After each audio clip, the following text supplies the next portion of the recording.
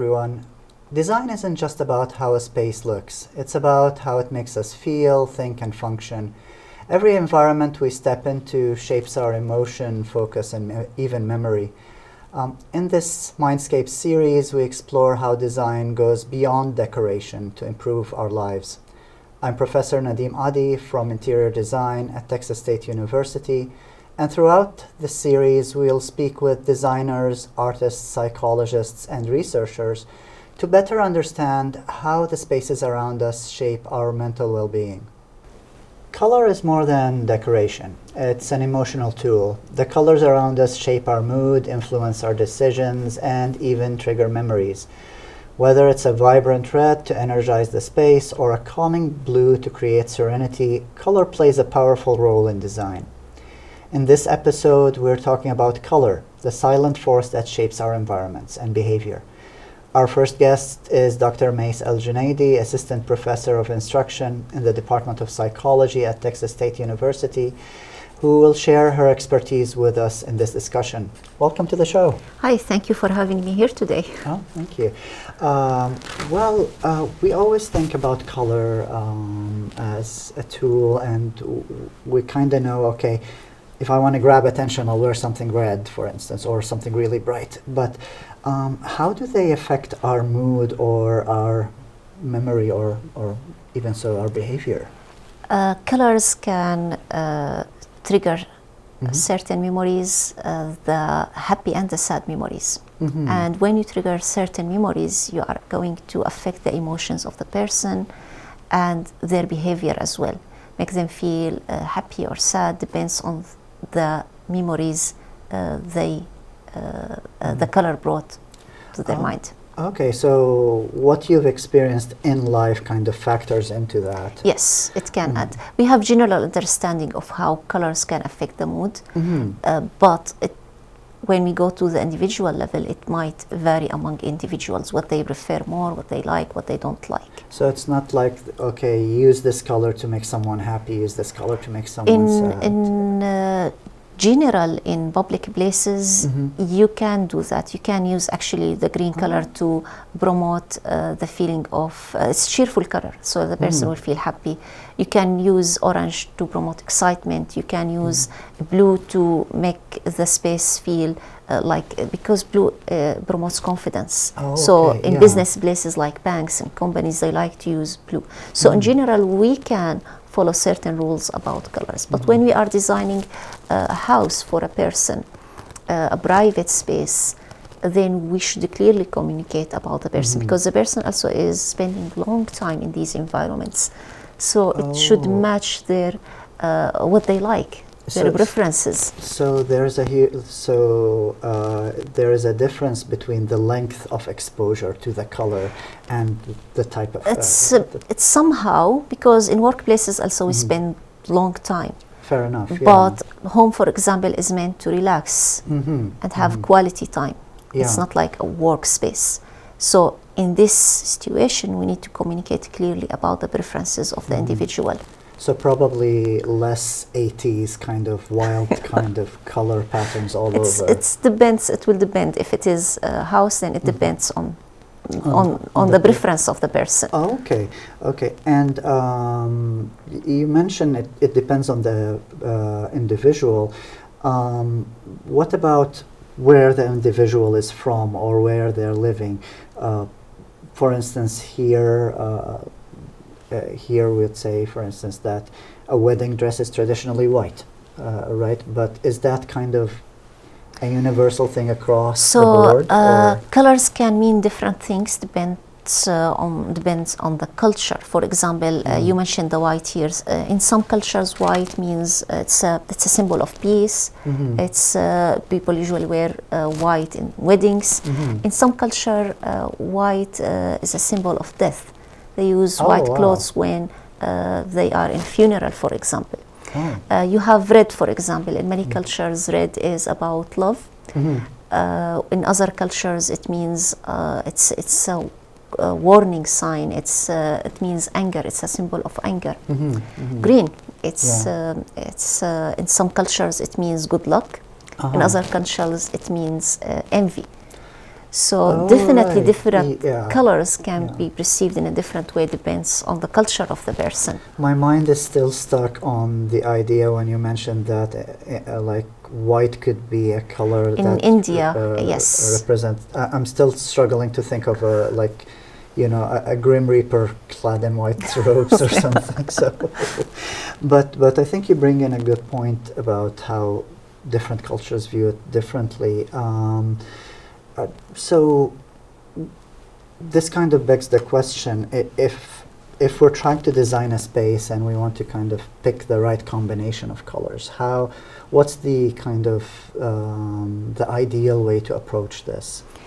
Now, first of all, we should establish a connection between designers and psychologists. Mm-hmm. So there should be a course that interior designers and psychologists can attend, so both can understand the link between interior design elements and the psychology of the person. This will help on the long term to design best or better quality interior design or physical environments. Gotcha. Now, when we come to the project itself, we need to communicate with the individuals, with the owner of the house, for example, the person who's going to use it. Communication becomes a key here.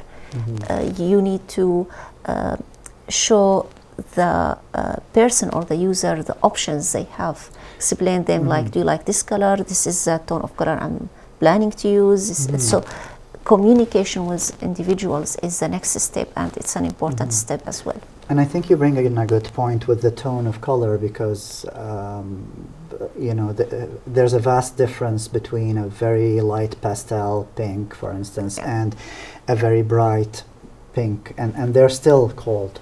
Yes, exactly. And right. even the tone of color, like of the ceiling, if the tone of color of the ceiling is darker than the walls, this will give the person the feeling that the ceiling is lower than how it actually is. They use this in the libraries sometimes to, because when you have the feeling that the ceiling is lower, this will encourage socializing, encourage also reading and all of these things. So the tone of color can give you different feelings of the space. That's fascinating. So not only are we kind of looking at colors and thinking, oh, I'm seeing the color red, I'm feeling a little hungry, or so, but even the tone of the color matters. This, okay, because we see that sometimes if you want to make the space look bigger, you kind of put a mirror on one of the walls. But I never thought of it in terms of colors as well. That's fascinating. So, what would you say are some? Well, did you see any kind of examples of spaces that you thought, well, okay, the colors here are really distinct and well used? You remind me now with the Cleveland Clinic in Las Vegas. So this clinic was established to support people suffering from Alzheimer, from Parkinson, from multiple sclerosis. So in Cleveland Clinic they used light blue and light green for the walls, and it showed that users felt more calm in these in the physical space around them in Cleveland clinics. All right, fantastic.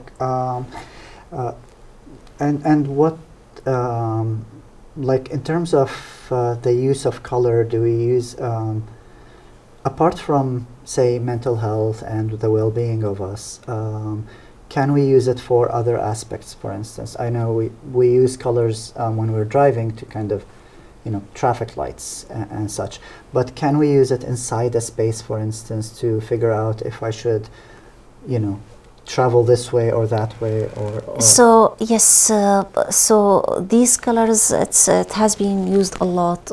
This aspect has been used a lot in hospitals. So if you have a big hospital, sometimes on the floor they use different colors, and they tell you, for example, follow the blue to go to a certain department, respiratory department, for example, or follow the red color on the floor to go to obstetric and gynecology department. So it has been used a lot in design in big hospitals, for example, to guide you. Follow a certain color So you can go to a certain department. And this Gotcha. includes some signage as well on the walls, on the panels, on the ceiling as well. Tell you like they use it sometimes in some airports, but it's mainly in hospitals and healthcare facilities. When it's really large and people need to find their way, then the color will guide them. Follow the blue color to this certain department, or the red color to another department, and so on. That's fantastic, because I've never been in a in a hospital, unfortunately, where I haven't gotten lost at some point. So it's great to think that we could use these small kind of adjustments to help with that. What other kind of small ways we can use color to improve our well-being? Like if a layperson is watching us now and they think, oh, I like that with colors, what kind of quick suggestion we can give them? Every person can, or they know the color they love the most. If they don't want to paint the walls, which might be very expensive, or something like this, they can always use projectors. Sometimes the mobile phone, you can download a projector a program on it and project any colors you like on the walls. If certain colors makes you feel like happier or makes the space more welcoming to you, then you can use this projector on the walls to have a better or physical environment around you. So there you go. Now we know projectors is the next best thing. Well, thank you, Dr. Mace. That's been fascinating. In our next segment, we'll be joined by Caroline Hill, Associate Professor in the Department of Interior Design at Texas State University. Stay with us. We'll be right back.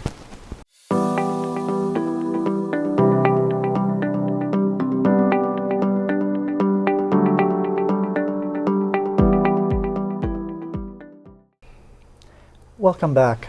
Our second guest is Caroline Hill, Associate Professor in the Department of Interior Design at Texas State University, who brings her expertise to this discussion. Welcome to the show. Thank you.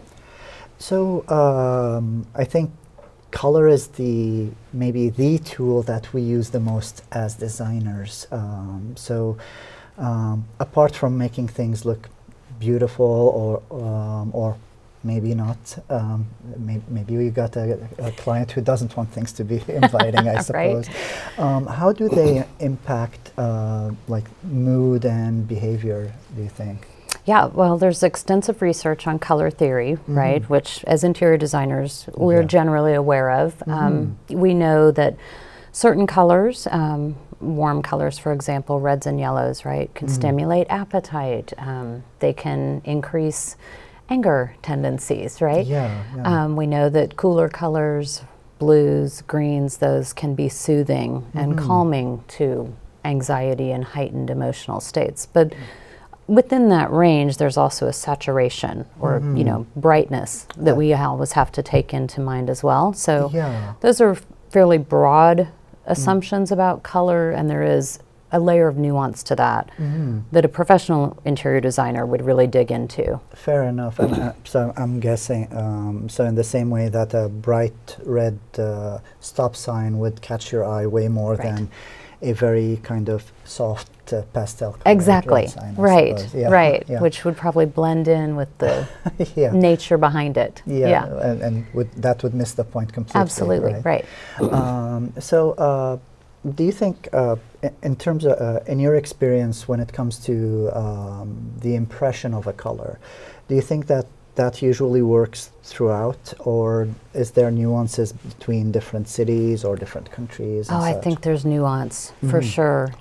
Right. Isn't one of the quintessential examples is the use of white, right? So white is often, wedding dresses are white, the symbol of purity. But in other cultures, I believe some of the Asian cultures, right, white is a color for mourning. That's true. Right. So we definitely, if you're not working for a primarily, Western sort of clientele, you really need to spend some time understanding how different cultures are going to perceive color and react to color. Yeah, and I think one example is in some countries, if you get someone yellow flowers, that's a big no-no. Oh, interesting. Because it's kind of like those are the color you get to a funeral. So if they're sick, you're really giving them. Okay, you're not wishing them well. Not really, no. Yeah. But I think this kind of crosses over into many things in terms of design as well as human behavior, because you get a reading on a person in a way from the colors they're wearing, right? Yes, that's true. And I don't know if you're aware of this, but women will often get their colors done. So there's certain ways that you can like. I'm allegedly like a light summer. There are certain colors that look best on me that, bring out different aspects of me. And I think the same thing can be said about interior space to some degree. Fair enough. The amount of natural light that a space has, the type of lighting, the orientation with the sun, all of those things can impact the way we perceive color. Yeah, and as a designer, how do you approach selecting the color palette for any project that you deal with? Yeah, so obviously your client is going to should always be driving that, right? It should never be just about what we like or what's trendy. So if it's a corporate workplace setting, you want to understand their branding deeply. They've probably spent a lot of time and money developing a very specific brand. So we would want to understand that. But then it can't be as rudimentary as just taking that and kind of pasting that on the wall in the interior environment. You really want to make sure that it works, that it translates to that interior space. Sometimes it does, sometimes it doesn't. Fair enough. And for hospitals and senior living facilities, right, you've got to understand the needs of that unique clientele. Fair enough. Yeah. And I guess the age of the clientele. Absolutely. Because we perceive things differently at different parts of our lives. Absolutely. As we age, our lens is yellow, which tends to change the way we perceive color quite a bit, right? Yeah. Vibrant blues don't look so vibrant anymore. That's true. And I think we get the same thing with the taste situation. That's why we kind of go to more heavy tastes, I suppose. Right. Yeah. Right. Yeah. Luckily, clients don't tend to lick the walls. Thank goodness. Yeah. But I don't know, lickable wallpaper, that could be a thing. That's true. Yeah. I mean, Willy Wonka did it. Scratch and sniff. There we go. Yeah. And when you think about some examples, if you're telling your students, well, what would be about good examples of color use? What would be your go-to kind of example? In school we generally require them to do what we call precedent analyses, right? So we'll have students study deeply other successful projects that have been done by other designers. Yeah. So, through those discussions, and a normal end user, any person could do this, right? They could go and look at successful spaces, but really looking at, just because a corporate branding color might be red, doesn't mean that we can't just take that and, paint everything red. So looking at the nuance associated with when and where and how to appropriately translate color into interior environments and materiality takes a little bit of skill and mostly just a lot of consideration. All right. And I wanted to kind of also touch upon the idea of texture when it comes to color, because I know something shiny or something not so shiny is vastly different, even if it's the same color. Absolutely, right. So a high shine color, we talk about this a lot when we talk about natural stone, right? A highly polished stone is always going to accentuate the stone's color and make it look, as vibrant and beautiful as possible. The more you soften that finish and deal with matte or not shiny products, right, you're going to dull those colors down. Yeah. And there's a time and a place for both of those, I think. But understanding that nuance and how that sheen or reflectancy or visual or tactile texture is going to change the color in an interior space, as well as the lighting, right? How we choose to light a wall or a surface is also going to impact the way that color shifts. And really getting out on the site and looking at those things in the real world world will help Yeah. us make good decisions. Oh, okay. And you mentioned, sir, I suppose colors always have like a positive side and a negative side Right. to them. Right. So say I want a person to be calm, but I don't want them to be too calm. How do I kind of balance that stuff? Right. Oh gosh, that's tricky. Yeah. That I tell my students all the time. There is no perfect answer, Mhm. right? Yeah. So it's if we're going to say, okay, blue is a calming color, then let's break out a wide range of blues, Yeah, right? yeah. And hopefully we can have a discussion with our clients, and we can say, okay, this really intense royal blue that's yeah. highly saturated or in a Yeah. polished finish, very Yeah. reflective, that might be too much. Mhm. But this super soft baby blue may want to make us, want to curl up and take a nap. All right. Yeah. So yeah. striking that balance, I think, comes with expertise, and I think it's a conversation we always need to have with our clients. Like Got it. on yeah. this spectrum, where Yeah. where are you guys feeling? Mhm. Right. And I guess it's the choice of color is as diverse as the clients themselves. Truly. Yeah. Yes. Yeah. Right. And I'm always remembering that scene where a designer is telling the person the significance of choosing a color of a belt. Oh, in that movie. in The Devil Wears Prada. Yes. Yeah. So I guess something similar happens Yes. to us as well. It does, Yeah. yes. Interior design is similarly influenced by fashion, yes, Yeah. and there are definitely trendy colors and minor differences matter, right? Yeah, Details matter. Yeah. Saturation, sheen, all of those things. Yeah, and I want to touch on one thing that I think I've seen with all designers. Whenever we get our portrait done, we tend to gravitate towards a black top and a black and white, shot of ourselves. Why is That is such a great question. I'm wearing black today because I knew that we were going to be against this Texas State logo, and Yeah. I didn't want to compete with that.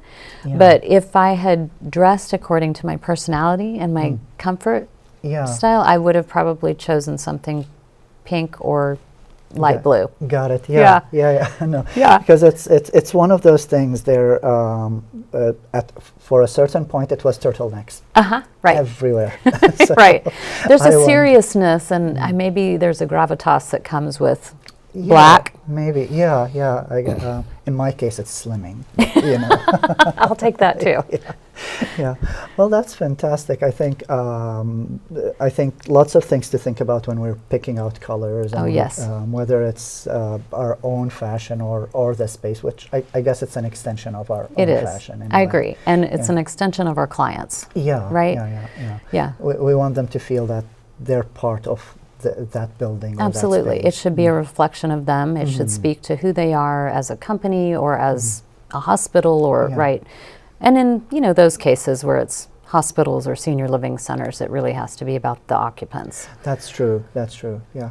Well, fantastic. Well, thank you so much. Thank you. Yeah. In our next segment, we'll be joined by Crystal Marine, interior design student at Texas State University. Stay with us. We'll be right back.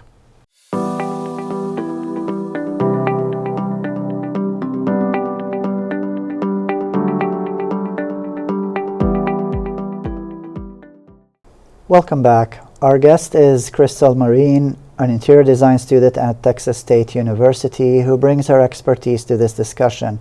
Welcome to the show. Thank you. I guess one of the first things we ever learn when we're designing is the colors and the color wheel, I Yep. suppose, right? So apart from making spaces look interesting, how do you think the different colors affect our moods and behavior? Absolutely a lot. I think that is probably one of the bigger factors in a space because it's something you notice right away typically, Yeah. especially when there's a lot of high contrast colors and in that realm. But I think color can really be used in a great way.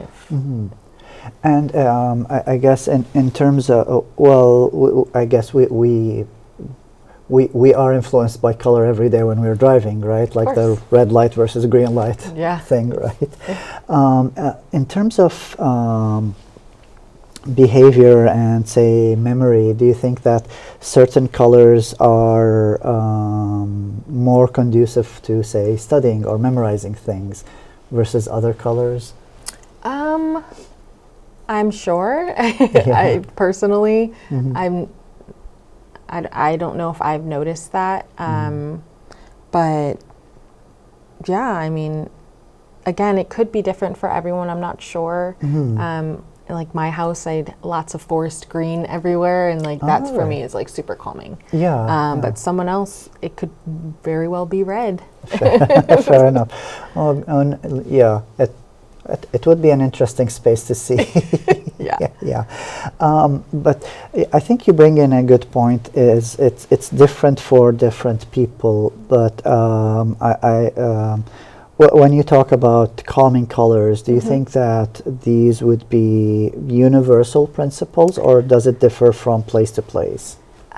I think it's absolutely contextual and cultural. Because, like, for example, like weddings here in the United States, we tend to stick with white and black. And, but if you go to like Eastern Asia, a lot of their weddings are bright reds and stuff like that. Yeah. So, okay. Yeah.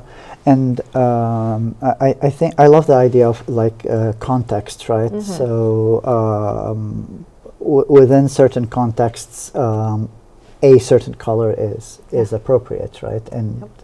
And we see that in clothing as well as design. Oh, absolutely. Yeah. What would you say was the what would be an example of a really poor choice of color in terms of a certain context? Ooh. You don't have to name names. Like, you're good. Oh, I'm not sure. It's funny because I see things every day and then they just go in and out of my head because, I mean, really anything that's like a bright yellow, personally. I know it's supposed to evoke sunshine and happiness, but it just really, kind of hires my heart rate. Fair enough. Fair enough. Fair enough. I'm glad I didn't wear a bright yellow suit. But I'm guessing at one point in the 80s and 90s, there was a trend of wearing almost highlight yellow, like almost marker bright. Oh yeah, fluorescence. Yeah. So things that like there were whole clothing brands that were dedicated to very, very bright color. Yeah. And they were selling even professional lines. So. I mean, in the 90s, I had a couple of those bright colored windbreaker pants. So oh, right, yeah. I was right there with them. Yeah. To the people who remember this, it's there was a whole trend of shell suits, which were the sport clothing of the time, and these were very plasticky, polyestery, and as loud as it can get. Oh my gosh, so loud. All right. So just going back to it, in terms of sometimes as designers we could change the color of a whole wall, but sometimes we're a little more limited. How do you think our approach can be if say we can't change the whole color of the wall? How can we still play with colors to provide an effective space? I mean, I think the easiest solution would probably be through furniture, art. Yeah, I would say anything like that. But you could do a lot. You could do a lot with the space with using just the can't think of the word, but the little details. Okay, yeah. And in terms of like what would be your go-to colors that you use if you want to say provide a calming space versus a space that promotes someone to get work done and all of that? I tend to stick to neutrals in my work, and then maybe 1 to 2 colors. Okay. But again, I do use a lot of greens, blues. I use, I really like burnt orange lately, All right. which okay. is left field sometimes. But yeah, I really do stick to very neutral, natural colors like that. Okay. Yeah. Good. And I think, I guess one of the benefits of neutral colors is that it gives us a lot of flexibility in terms of how we can customize the space later Yeah. on, right? Yeah, very transitional. Oh, okay. Have you come across, I'm guessing yes, but have you come across examples where you've seen color utilized very effectively in a space? Yeah, I mean, a lot of, I don't know how frequent you go to Austin or anything, but a lot of the restaurants there are really amazing. But one in particular, Uchiba, downtown, is just beautiful, and it's not almost monochromatic, but almost is. But it's like kind of just lots of greens, different colors, and I just really enjoyed being in that space and didn't want to leave. So all right. I felt that was a good thing. Oh, that's great. So I know where I'm going to start my exploring now, so Yes. that's great. Okay, how about spaces where you've seen you've seen color use that you thought I wouldn't pair that color with that activity? There are a few places. Let's see. I'm trying to think. I guess, okay, so there's a brewery, I won't name the name, but Yes, please. it's very turquoisey, you know, lots of turquoise everywhere, and it doesn't really make sense to me, to be quite honest, so I end up just kind of hanging out outside most of the time. Okay. But I find that very interesting. It's just a little too much. Yeah, I guess you bring up a good point where it's color could be a very powerful tool if used in moderation. Yeah, absolutely. Okay. So, do you think with color that it could kind of get the other senses going in a way? So, do you ever think that, okay, if I look at a certain color, I'm more likely to order food or, you know, or feel or hear something or something like that? Yeah, absolutely. I'm pretty sure I mean, through research and stuff, I'm pretty sure red is what really makes people really hungry.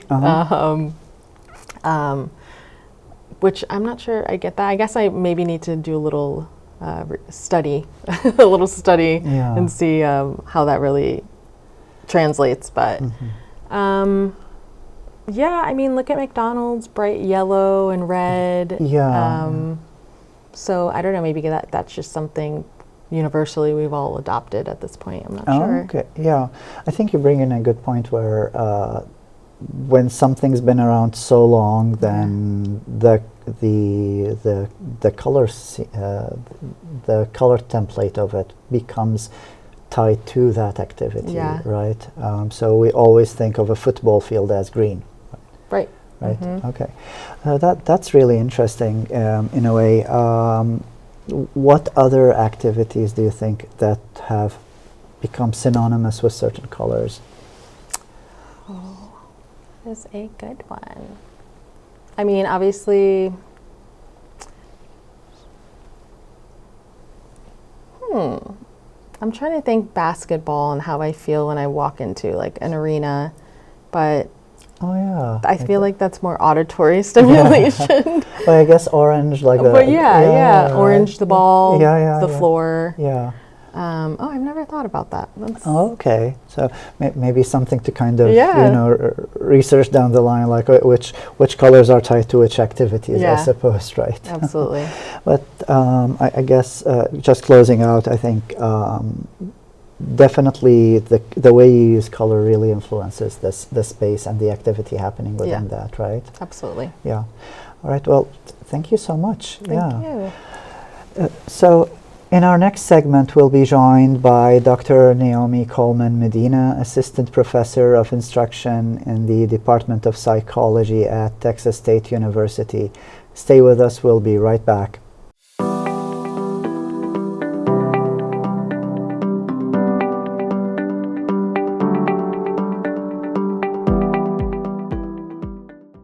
Welcome back.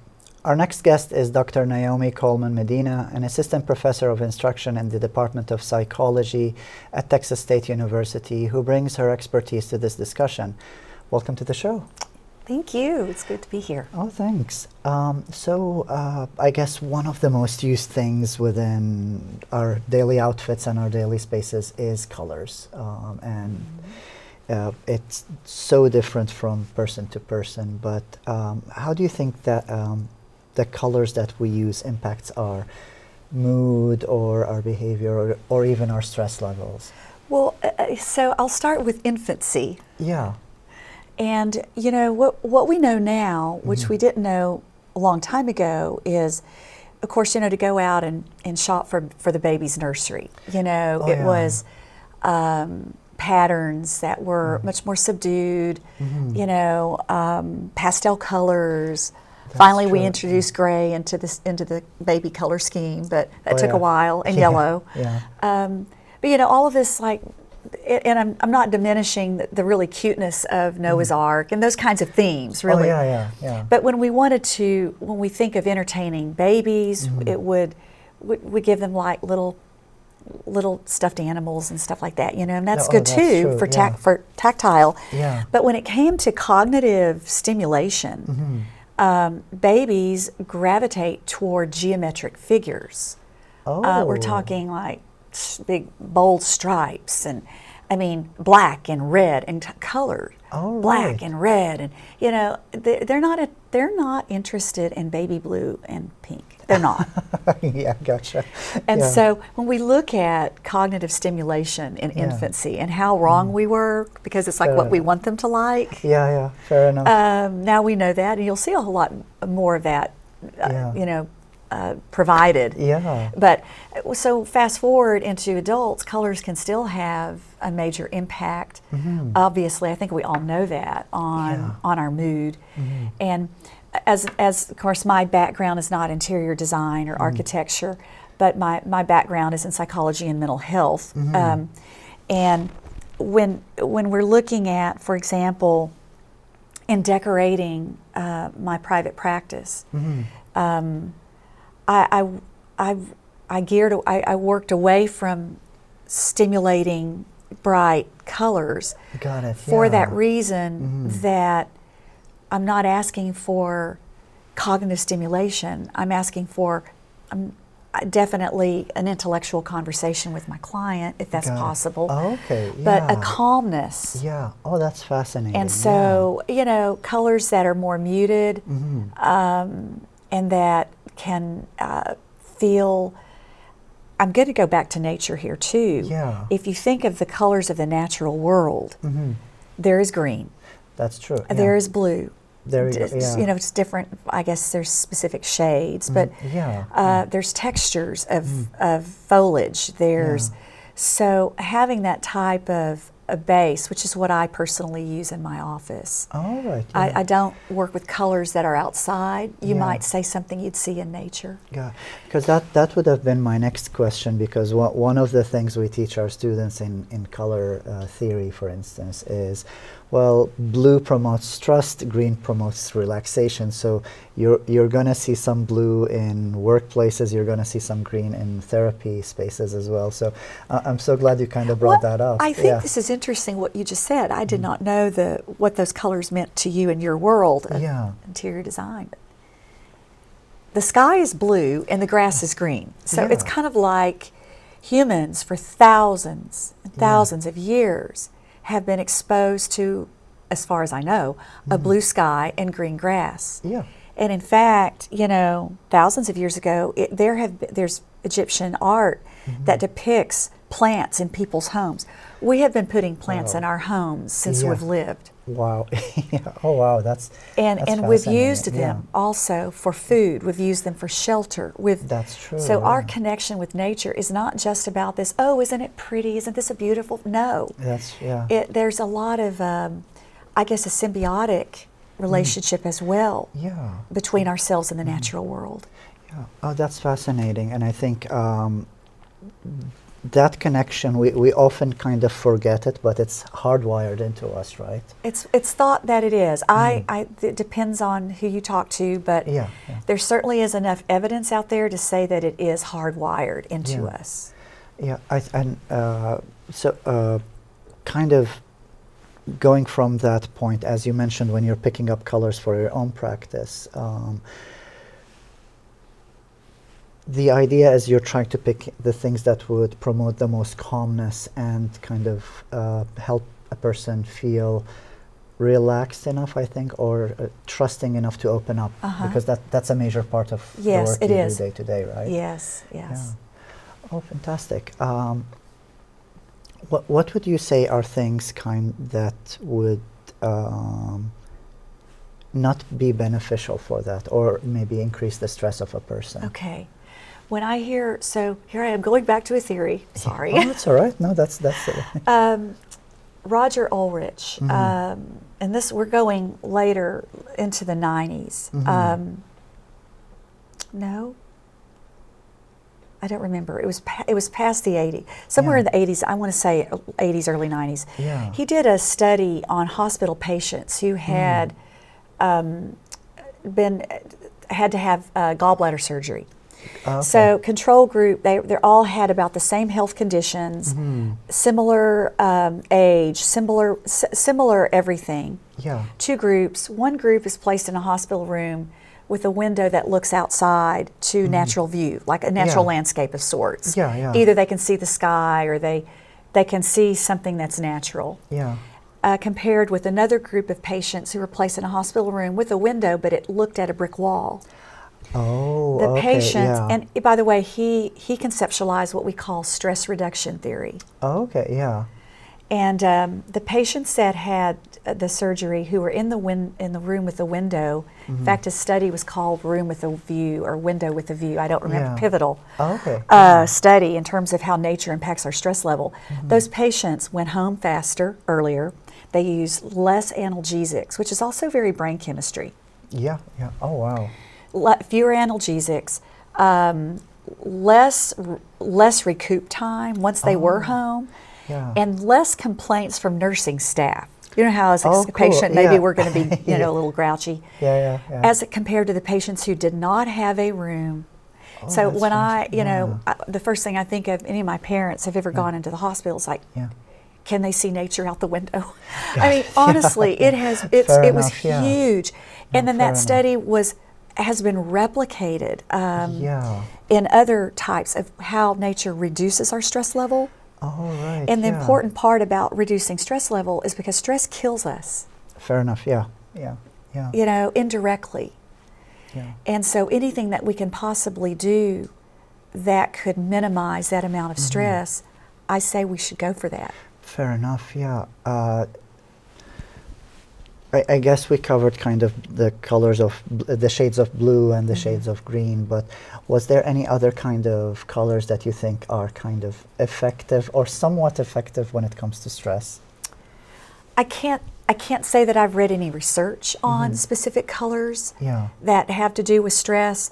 What I know is in my field and what the colors, and going back a minute ago, you know, there's every color imaginable in the natural world. Fair enough, yeah. That's You true. know, I mean, there's amazing blooms on flowers. You wouldn't. I mean, they're Yeah. colors, shades of gray, shades of green, shades of everything. Yeah. But yeah.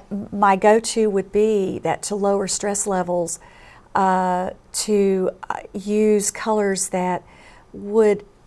If you look at a color and you feel excited by it, excitement is a good thing. Yeah. But if we're trying, but there's a certain amount of stress that's involved with excitement, Oh, and it can be a good right. kind of. Okay. I mean, stress Kinda can like be a good, as sugar we rush, know. Right? Yeah. So, you know, maybe considering not feeling so excited about the room, but maybe feeling more calm. And we're Okay. all so different. Yeah, That's probably fair going to be enough. a different choice for most of us. Fair. I think you bring up a quintessential quality when it comes, I think, to design or to therapy, is to know who you're talking to, right? Yes. Because that's what I tell my students all the time.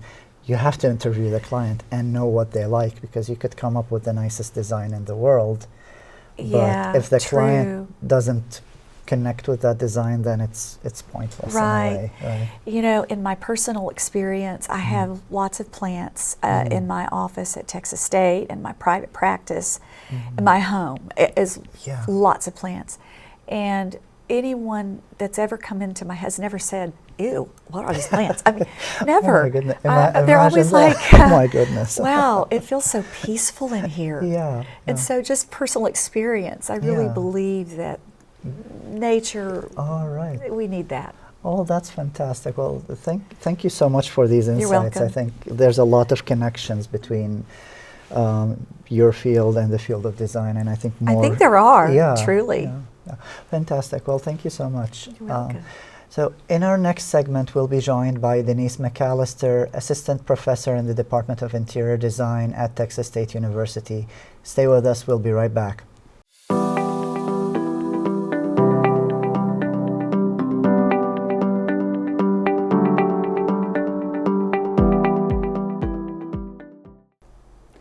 Welcome back. Our next guest is Denise McAllister, Assistant Professor in the Department of Interior Design at Texas State University, who brings her expertise to this discussion. Welcome to the show.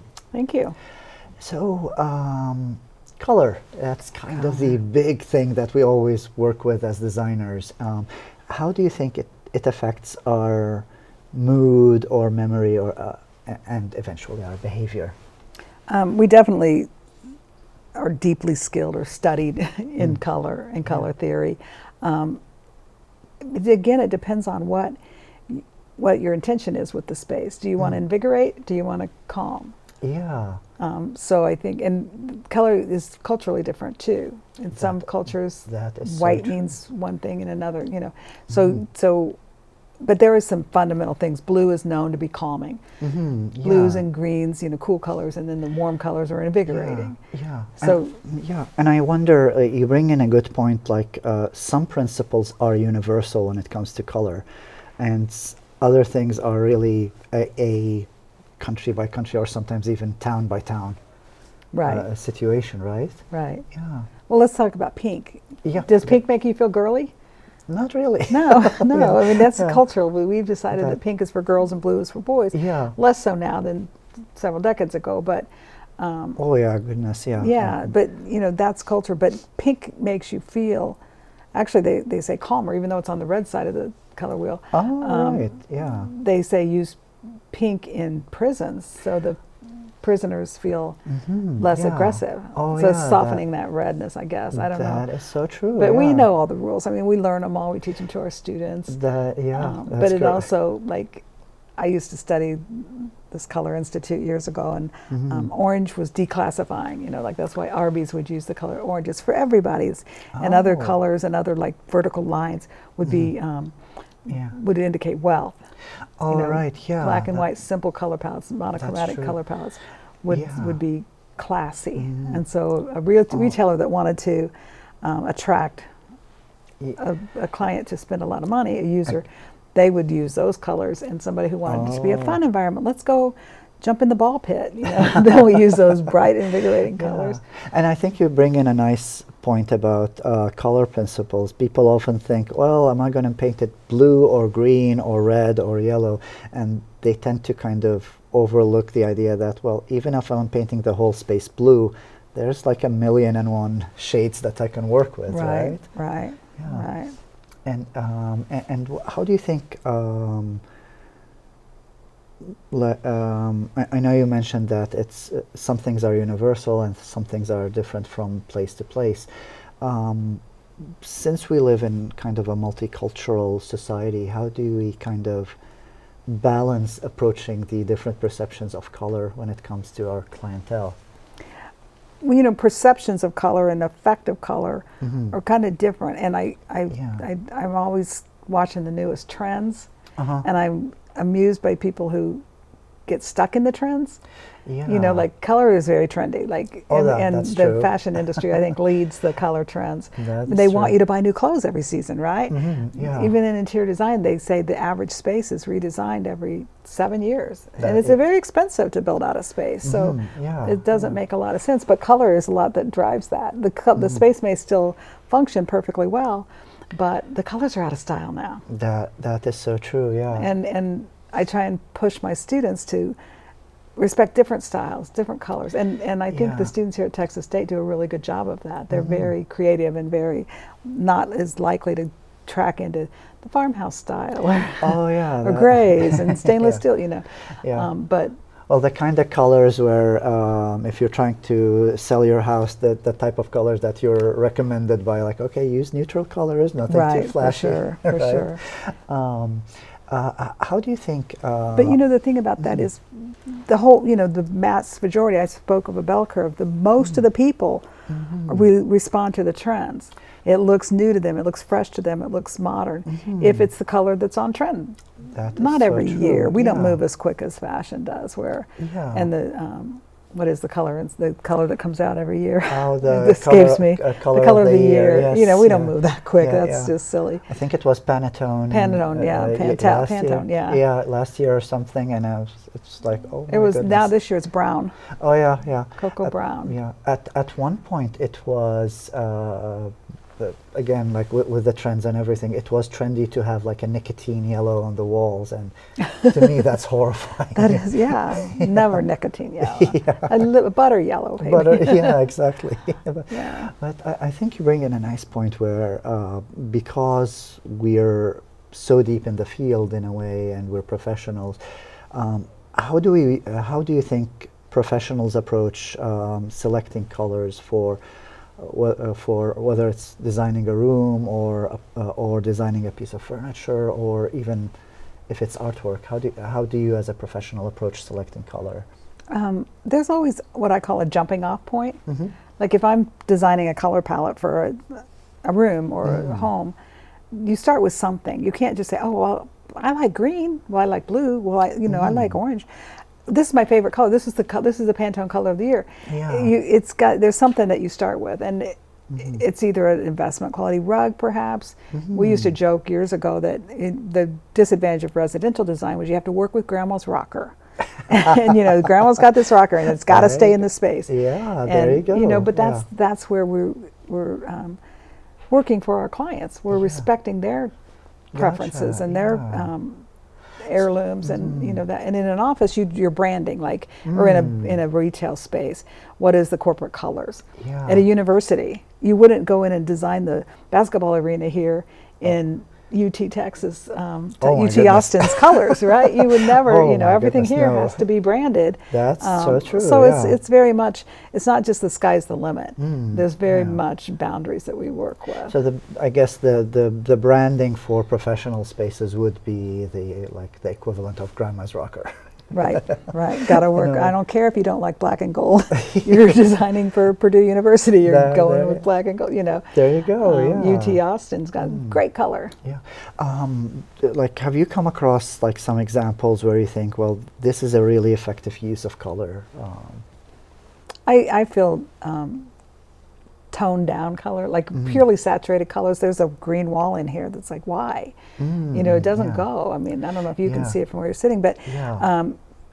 purely saturated colors have definitely a statement. They're like, you know, All right. pure yeah. green, pure yellow, pure, even pure secondary colors that are just purely saturated. No white and no black, no grayed out, no tinted, no tone. Yeah, yeah. yeah. That does it's completely different emotional effect on you Yeah. than a color that's softened. And I think when we are using a very kind of bold color or purely saturated, as you put it, it's good to use it within accents, I suppose, rather than having a Right, big right. splash of.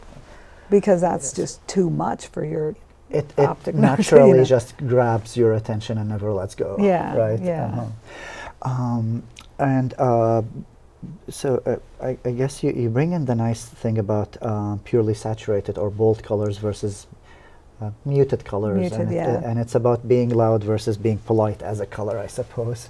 right? Yeah. Yeah. But you can tone or tint, tones adding white, tints adding black, right? Yeah. Any color, and it doesn't necessarily make it cooler, but it just softens. It's it's an impact.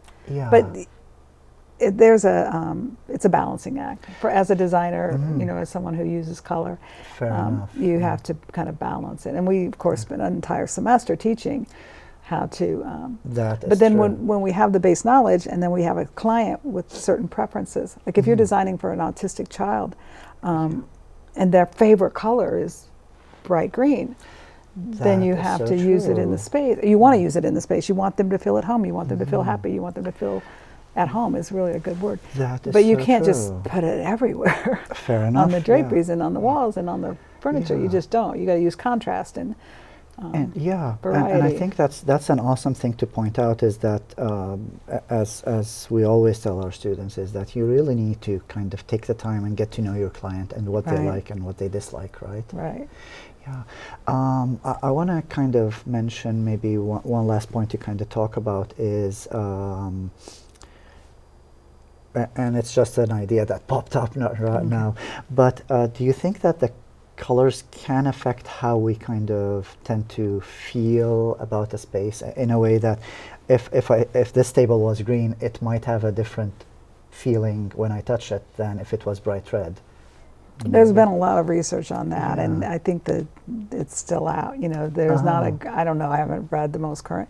Yeah. The jury's still out, I think, Fair enough. yeah. because some studies have found that even if you can't see the color red, it invigorates you. Like it causes it Oh. increases your heart rate. It increases your.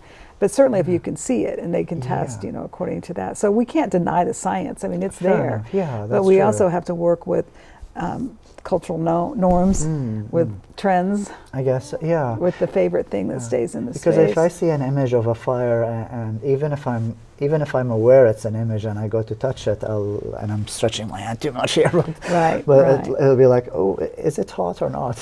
right, right, and that's learned. That's a learned That's response. learned response. Yeah, But that's but true. all of our users, all humans have, unless they're a newborn baby, Yeah. have learned to respond to different environments. That is so and so we true. have to be cognizant of that when we design the spaces. And when we design for vulnerable populations, we have to imagine their vulnerability. So we have to see the world through their eyes. We have to see the in a world way. through their eyes, Oh, right? Oh, wow. And respectfully Yeah. accommodate their fears That- and their that is needs true. for comfort or their. Oh, that is so true. We could talk forever. Yeah. No, but that lots of things to kind of think about and chew on. So I want to thank you so much, Denise, for getting us thinking about all of these things. Yeah. Well, you're the one that's making us think about it all. All right. Well, color surrounds us every day. It shapes how we feel, behave, and remember. And when we use it thoughtfully, it can become more than just a decoration. It becomes a design language, hopefully for our mental well-being. I want to thank you for joining us in this episode of Mindscapes, and we'll see you next time. Keep looking at your world with curiosity. Thank you.